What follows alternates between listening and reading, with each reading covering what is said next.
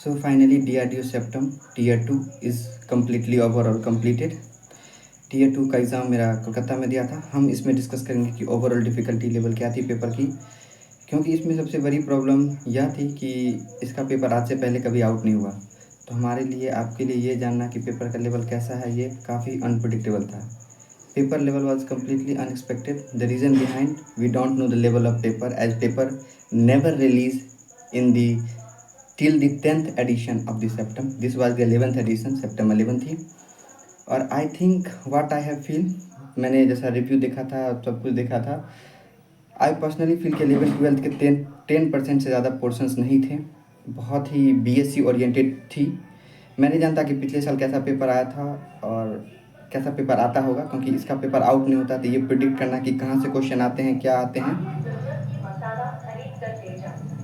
और क्या नहीं आते, ये सबसे बड़ी बात है कि आपको क्या पढ़ना और क्या नहीं पढ़ना। क्योंकि आप अगर सिलेबस देखिएगा ना, तो केमिस्ट्री में बहुत, मतलब 12th में ही कम से कम 25-30 चैप्टर हो जाते हैं, फिर बीएससी में भी उसे एडवांस पढ़ना रहता है। तो कम्प्लीटली ही मेरे हिसाब से पेपर का लेवल, अगर मैं वन वर्ड में कहूँ तो मॉडरेट टू टफ मैं कहूँगा। The reason behind the paper was not 11th-12th level, it was completely BSc oriented, it was not NCERT one liners, they were heavily concepts of BSc chemistry. So I personally feel कि paper quite थोड़ा सा tougher side झुका हुआ था, क्योंकि paper मैंने आज से पहले देखा नहीं है कैसा पेपर आता है, तो मैं ये जज कर पाना कि पेपर इजी है टफ है, ये तो मैं नहीं कर सकता जज। रीज़न बिहाइंड क्या था, पहले पेपर आउट नहीं हुआ, बच्चे के रिव्यू नहीं अवेलेबल है इस एग्ज़ाम के। तो मैं तो, मतलब मॉडरेट टू टफ, पिछले साल इजी टू मॉडरेट आया कि हार्ड आया, मैं ये बिल्कुल नहीं कह सकता। रीजन बिहाइंड की 3-4 साल में वैकेंसी आती हैं, मोस्टली 10% बच्चे होंगे जो डिप्लोमा वाले होंगे, जो री अटेम्प्ट देते होंगे इसमें। मोस्टली पेपर, मतलब वो बच्चे देते होंगे जो न्यू कमर होंगे। बहुत ही कम रिव्यूज़ की अवेलेबल थी as far the my concern. मैंने जितना कोरा पे सर्च किया था उस हिसाब से इस पेपर का review 70% BSc, 70% class 12th oriented, 30% BSc oriented. But what I found, 10% to 15% only class 12th, and 80% paper was heavily BSc oriented। जिस बच्चे ने BSc में अच्छे से पढ़ा है, वो गेस्ट पेपर से पास वाला पेपर नहीं था। मैंने पर्सनली, मैं अपना अगर रिव्यू बताऊँ तो अगर मैं पेपर करने गया तो मेरे से पहला 4 सेक्शन में डिवाइड था। पहले सेक्शन मैंने 11 कॉन्फिडेंटली किए, दूसरे मैंने 12-13 किए होंगे, तीसरा सेक्शन फिजिकल केमिस्ट्री का था, one of the toughest. Reason behind 22 numericals and of good. मैंने तो ऐसे न्यूमेरिकल प्रैक्टिस नहीं किए, कह नहीं सकते नहीं प्रैक्टिस किए, मगर ऑप्शंस भी काफ़ी कन्फ्यूजिंग थी, -16 +16 ऐसे टाइप के। तो overall third section was overall tougher and the easier section was quite 4, क्योंकि उससे स्पेक्ट्रोस्कोपी इन एनालिटिकल केमिस्ट्री से ज़्यादातर क्वेश्चंस आए थे। और जो क्वेश्चंस आए थे वो आए थे पॉलीमर से, बायोमोलिक्यूल से। तो सेक्शन नंबर 4 अगर हम बात करें तो कंपेरेटिवली दूसरे के मुताबिक थोड़ा सा ईजियर साइड था। तो उसमें मैंने अराउंड 17 to 18 पर क्वेश्चन किए थे।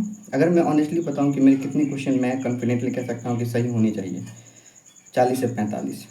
40 से 45 ऐसे क्वेश्चन थे जो ओवरऑल 120 में मैं कह सकता हूँ कि हाँ हो सकते हैं सही, गुड चांसेस है। आफ्टर ऑल, अब मेरे को पेपर का लेवल नहीं था, तो मैंने तो पूरे 120 के 120 क्वेश्चन किए। ऐसा ब्लाइंड गेस नहीं किया है। मैंने जितना प्रोबेबिलिटी इस एग्ज़ाम में लगाया होगा उतना मैंने शायद ही किसी एग्ज़ाम में प्रोबेबिलिटी लगाया होगा। तो ओवरऑल यही था कि मैंने बाद बाकी जो रेस्ट 30% होंगे out of the rest 65 question, 65-75 question, 65 I think, 75। तो मैंने 15-20 क्वेश्चन और सोच सोच के बनाया होगा, 50 साइट बनाया होगा। उसके बाद मैंने जितने क्वेश्चन बनाए हैं, सोचा ये हो सकता है, ये नहीं हो सकता, ये मतलब प्रोबेबिलिटी लगा लगा के मैंने सॉल्व किया है। अब आंसर की 2-3 दिन में आगे तभी पता चलेगा पेपर का क्या लेवल है। अब सिंस 22 पोस्ट है, 220 बच्चे हैं, UR की 11, 3 की EWS। बस होप करते हैं कि आंसर किया है और पेपर टफ निकले, क्योंकि अगर पिछले साल भी ऐसा ही पेपर आता होगा तो कट ऑफ कंपेटिवली हाई है यार। पिछले बार सेप्टेम्बर 10 में तो परसेंटाइल बेसिस था, तो उसमें आप जज नहीं कर सकते कितने स्कोर पे सिलेक्शन हुआ है। लेकिन सेप्टेम्बर 9 में दिखा रहा था कि 73 number the last selected candidate for the UR and 24 post थे। तो I think if this was the paper level in the September 9 too, which I don't think कि होगा ऐसा। अगर होगा तब तो वी आर फिनिश।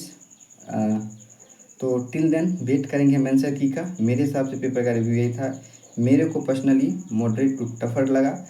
जो भी कॉन्सेप्ट्स थे वो मोस्टली मतलब हेवली आपसे कॉन्सेप्चुअल क्वेश्चंस थे और बहुत ज़्यादा ही मतलब मुझे लग रहा है कि पर्सनली कि थोड़ा सा डेप्थ में घुसा है ये क्वेश्चंस। तो ओवरऑल तो यही रिव्यू था मेरे सेप्टम केमिस्ट्री एग्ज़ाम का। देखते हैं अब आगे क्या होता है। टिल देन हम वेट करेंगे, 2-3 दिन में आंसर आएंगे, आंसर की आएगी। उसके बाद देखते हैं कि क्या होता है। फिर दूसरे बच्चे का क्या स्कोर है, क्या टफ था सही में ये Tier 2 का सेप्टम एग्ज़ाम, ये तो आंसर की के बाद ही पता चलेगा। Till then wait for answer की एंड होपिंग कि कम से कम मैं 70 नंबर भी कर पाऊँ। गेस वर्क कुछ तो काम लाए। 45 क्वेश्चन सही है, क्या पता कहीं 20-25 नंबर गेस वर्क में मैं पॉजिटिवली कर पाऊँ। वेट करते हैं आंसर की क्या। Till then